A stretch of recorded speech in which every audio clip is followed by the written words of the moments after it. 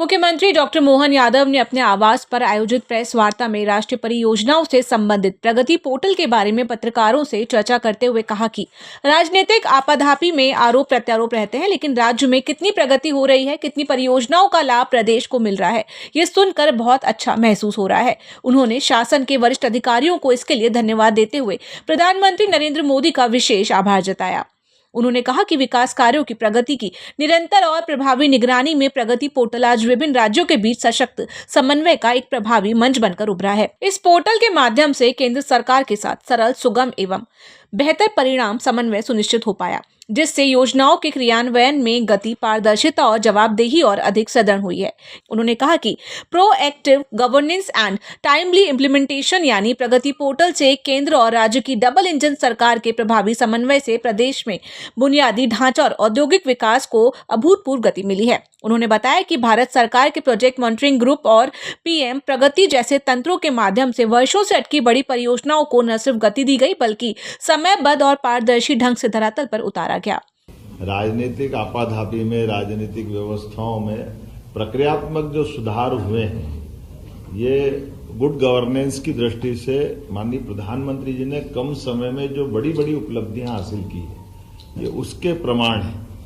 क्योंकि ये हवा में कुछ भी नहीं है, जो है आधुनिक तकनीक के बलबूते पे समय सीमा के अंदर देश के वो राजनेता जिनके पास देश और दुनिया की तमाम जवाबदारियां हैं, लेकिन उन जवाबदारियों के बावजूद भी बारीक से बारीक बातों पे पकड़ के साथ उस पे काम करना, प्रक्रियात्मक सरलता के साथ काम करना, व्यवस्थाओं पे ध्यान देना और जवाबदार पूर्ण तरीके से सरकार की छवि दुनिया के सामने बनाना।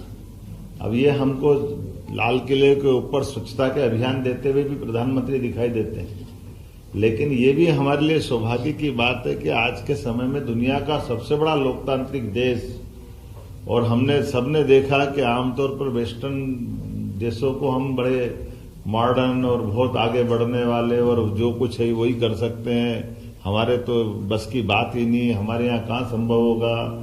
और वो इसी का धीरे धीरे करके जो क्षरण हुआ कि आते आते आते संयुक्त दल की सरकारें बनने लग गई, एक दो दल की सरकार के बजाय 24 दलों से सरकारों की तरफ बढ़ गए। उसका दुष्परिणाम क्या आया, हमने सबने, देश ने भुगता है। कि आप देखो कि हमारे यहाँ एक या दो रेल चलती थी तो रेल मंत्री, कोई राज्य भी हमेशा इस बात के लिए पीछे पड़ते थे कि रेल मंत्री, हम रेल मंत्रालय हमको दे दो। क्यों दे दो? तो वो चाहे बिहार हो या बंगाल, एक रेल हमारे यहाँ से चल जाएगी, दो रेल चल जाएगी। अरे एक दो के चल जाएगी, 100 चल जाएगी। आज बदलते दौर में वो रेल मांगना, रेल मंत्री का बजट का मूल बजट के साथ जोड़ना, वो अंग्रेजों की पद्धतियां, ये जो गए जमाने जब अंग्रेजों ने रेल अपने लिए स्टार्ट की थी तो उनने उस रेल के ऊपर अपना नियंत्रण रखा था, क्योंकि उस समय स्टेट अपने अपने बजट से चलते थे, तो रेल का खर्चा भी वो स्टेट से निकलवाते थे, लेकिन ट्रांसपोर्टेशन का पूरा लाभ अपने पास रखते थे, पकड़ अपने पास चलाते थे। लेकिन ये छोटी छोटी बातों पे ध्यान नहीं जाने का दुष्परिणाम क्या निकला। लेकिन आज मुझे इस बात की प्रसन्नता है कि आज हमारे देश के साथ विकास का भी और विकास के साथ भविष्य की आवश्यकताओं का दृष्टिकोण भी कितना युक्ति युक्त होना चाहिए, या इसको ज्यादा शब्द और प्यूरिफाई बोलो तो तीक्ष्ण होना चाहिए।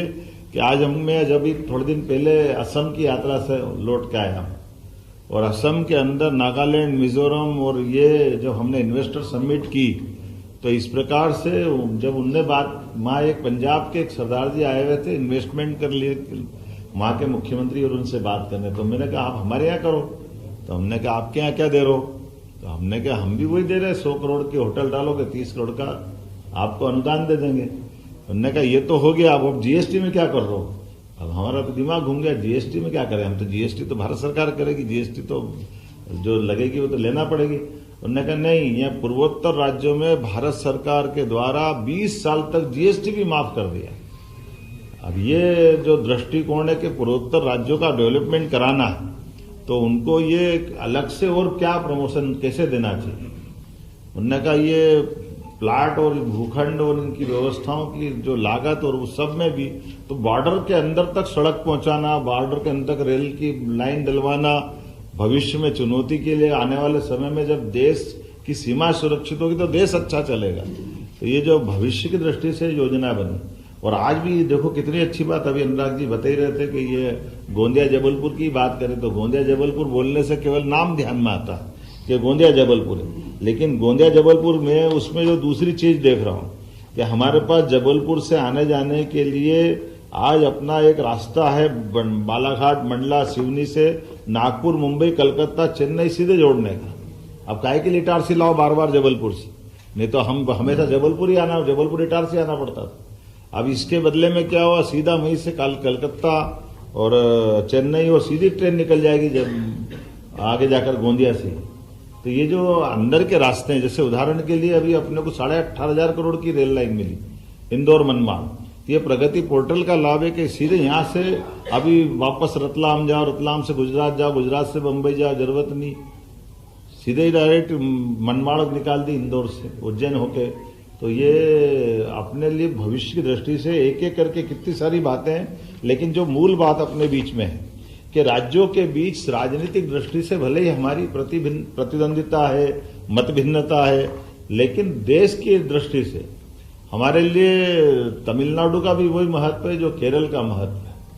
विभिन्न विभिन्न राज्यों के बीच में विकास के मामलों को लेकर के इस प्रगति पोर्टल में मूलभूत जरूरी चीजों के लिए केंद्र राज्यों के बीच, जैसे भूगर्भ संपदा का अगर दोहन करना है तो देश के हित में वो कैसे हो सकता है, तो वो हमारा झारखंड जैसा राज्य हो, वहां पे भी अगर फॉरेस्ट की दिक्कत है तो उस पोर्टल में किसी की जरूरत नहीं, वो अपने आप ऑटोमेटिक हमारे यहाँ के वरिष्ठ अधिकारी, भारत सरकार के वरिष्ठ अधिकारी और इन समस्याओं को सूचीबद्ध करते हुए अपने आप सॉल्व कर लेंगे। अभी थोड़े दिन पहले मैं पीएम से मिलने गया तो वहां 2 मुख्यमंत्री बैठे हुए, रेवंत रेड्डी जी और एक और मुख्यमंत्री।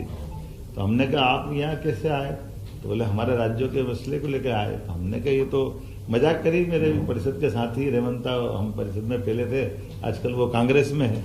तो हमने कहा ये तुम यहाँ कैसे, अरे बोले साहब आपकी सरकार में सबसे ज्यादा मदद हमको मिलती है, क्योंकि हमने अपनी प्रक्रियात्मक व्यवस्थाओं में बात करना चालू करी और मोदी जी और सरकार से कोई कष्ट ही नहीं आता। इसलिए उनने एक उदाहरण दिया, मैं आपको सबको शेयर कर सकता हूं। उदाहरण उन्होंने दिया कि ये जो हमारे राज्य का बंटवारा हुआ तेलंगाना और आंध्र के बीच में, तो तेलंगाना में हमारे पास आ गया हैदराबाद, हमारी पुरानी राजधानी है। अब उनने अमरावती नहीं बना दी, तो अमरावती के लिए पूरा इंफ्रास्ट्रक्चर और वो उनको आंध्र प्रदेश को अपना खड़ा करने के लिए मौका मिल रहा है। अब हमारी अपने हैदराबाद के लिए क्या करें, तो उन्होंने कहा हैदराबाद के लिए हमने उसी तर्ज पर 30,000 एकड़ का बड़ा प्लान लिया, और बड़े प्लान में एयरपोर्ट से लेके बहुत सारी चीजें उनने सब कुछ जोड़ के देखा जो एक तरह से आंध्र वाले कर रहे हैं। तो बोले ये सब इतना पूरा प्रोजेक्ट हमको भारत सरकार की मदद से मिला। तो ये अपने आप में उदाहरण बताता है कि ये राज्यों के बीच मत की जिस दिन सरकार बनती उस दिन अनाउंसमेंट हो गया, लेकिन चुनी हुई सरकार सब एक है, राज्य कोई भी हो, देश तो एक है। ये बड़े मन से काम करना ये उदाहरण है।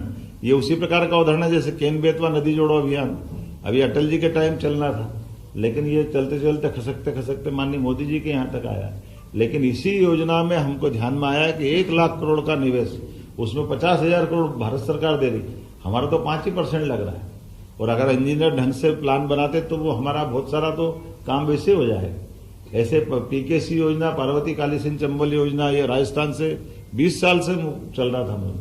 और मजे की बात ये कि इसकी मॉनिटरिंग भी वहां से होती है, हम कोई कागज आगे पीछे देने में हो जाए तो उनकी चर्चा होती है। और आज ये इसी बात का, मान ली प्रधानमंत्री से मिलने जाए या गृह मंत्री से मिलने जाए, तो मिलने जाने में भी हमारे प्रोजेक्ट पहले पूछते हैं कि आपके प्रोजेक्ट कौन कौन से, उनकी क्या स्थिति है, बाद में हमारी अपनी शिष्टाचार की मुलाकात हो जाएगी। तो ये बदलते दौर का समय है और इसके आधार पर निश्चित रूप से मैं मान के चलता हूं कि अद्भुत समय चल रहा है। ये सारे प्रोजेक्टों की बात मैं दोबारा नहीं दोहराऊंगा, माननीय सीएस ने रख दी है।